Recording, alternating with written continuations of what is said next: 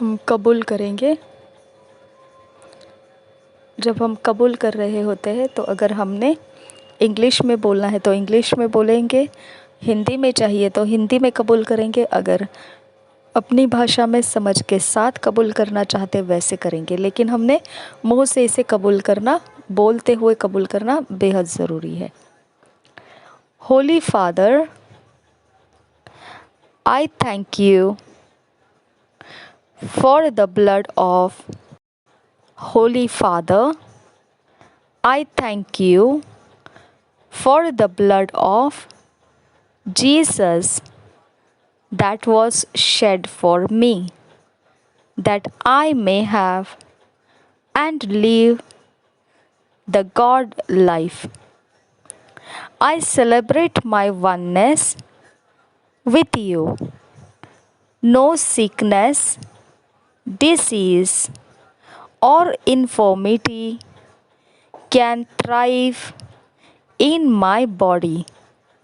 All the blessings of the New Testament are manifest in my life, being sealed in and guaranteed by the blood of Jesus Christ. Hallelujah.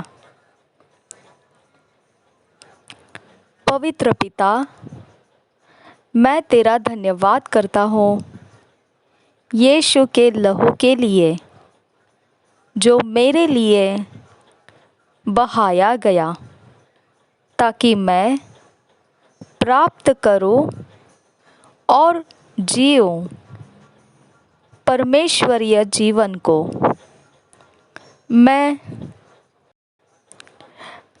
मैं उत्सव मनाता हूँ जब मेरे शत्रु सामने होते हैं। मैं उत्सव मनाता हूँ तेरे संग मेरे शत्रुओं के सामने।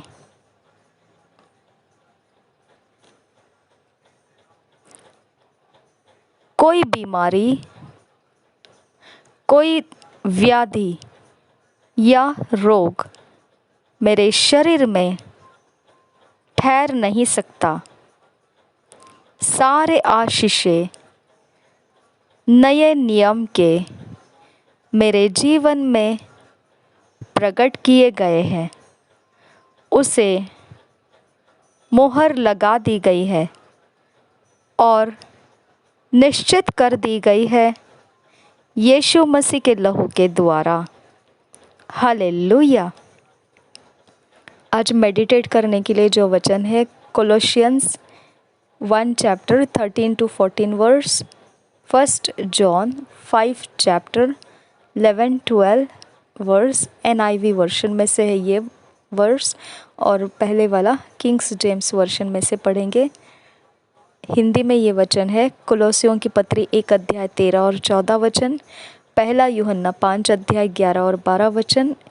जब पहला यूहन्ना 5 अध्याय 11-12 वचन पढ़ेंगे इंग्लिश में NIV बाइबल में से, और हिंदी में हम पढ़ेंगे सारे वचन BSI बाइबल में से।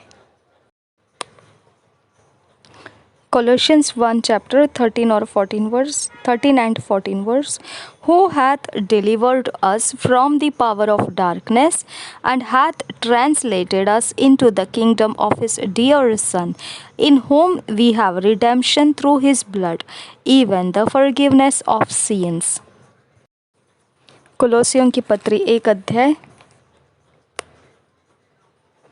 13 और 14 वचन पढ़ेंगे।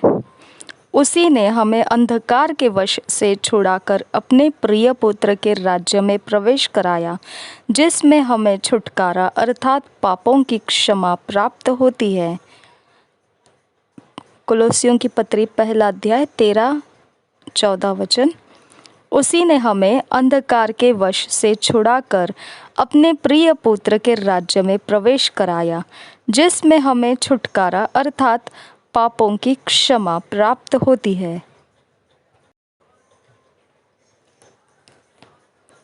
1 John 5 chapter 11-12 verse, NIV version में से पढ़ेंगे, न्यू इंटरनेशनल वर्शन।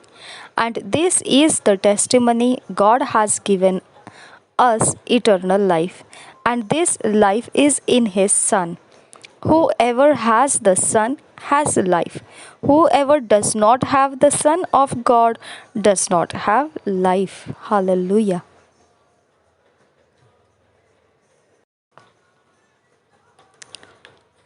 पहला यूहन्ना की पत्री 5 अध्याय 11-12 वचन।